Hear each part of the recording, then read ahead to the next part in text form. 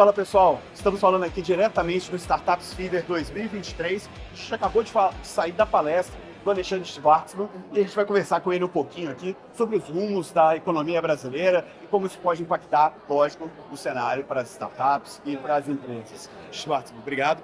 Ontem, né, a gente acabou de ter aí a queda de braço que a gente via vendo entre o governo e Banco Central pela taxa de juros, e o Banco Central acabou reduzindo em 0,5%, até um pouco mais do que o mercado esperava. O que essa redução da taxa vai ter de efeito prático para a economia e como que os empresários, os fundadores devem se preparar para esse cenário agora nos próximos meses? Eu diria que 0,5%, obviamente, tem um efeito pequeno, até porque já se esperava 0,25%.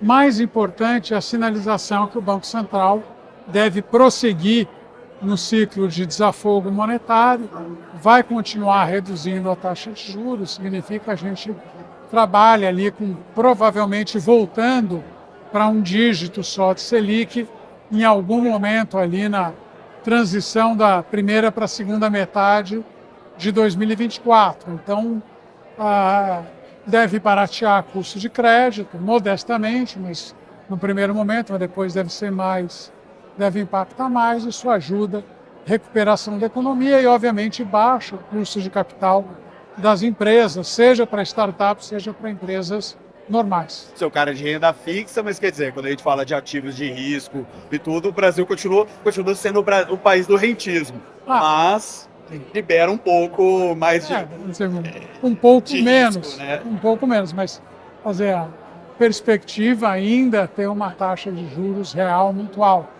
Se a gente for olhar para os papéis mais longos, né, eles tipicamente estão pagando IPCA mais 5, alguma coisa assim.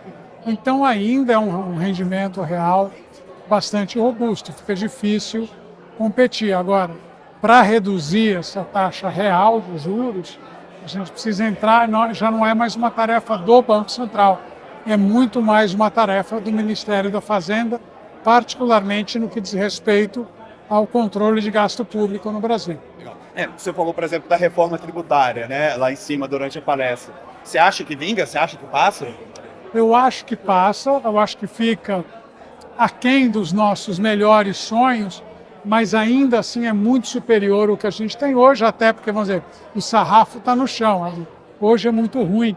Virtualmente qualquer coisa que passe vai ser melhor, mas eu acho que mesmo com, enfim, não sendo ideal, tem muita melhora para acontecer. Só que está falando de um período longo de transição, então os efeitos positivos da reforma tributária, eu acredito, defendo, etc., eu acho que eles vão demorar tempo para se materializar. Então não é uma coisa para os próximos 2 anos, talvez nem para os próximos 5 anos.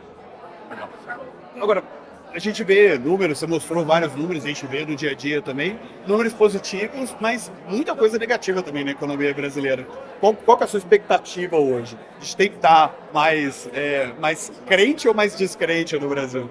Assim, o Brasil é um país que cresce pouco. A nossa capacidade de crescimento é baixa. Porque cedo ou tarde a gente acaba batendo em gargalos.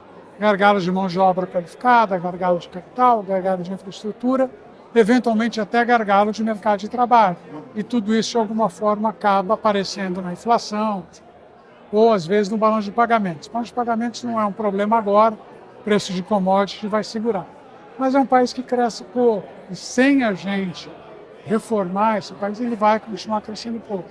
E reforma tributária à parte, que é uma boa iniciativa, mas cujos efeitos, como eu disse, vão demorar para acontecer, todo o resto está muito parado, quando não estão tentando fazer voltar.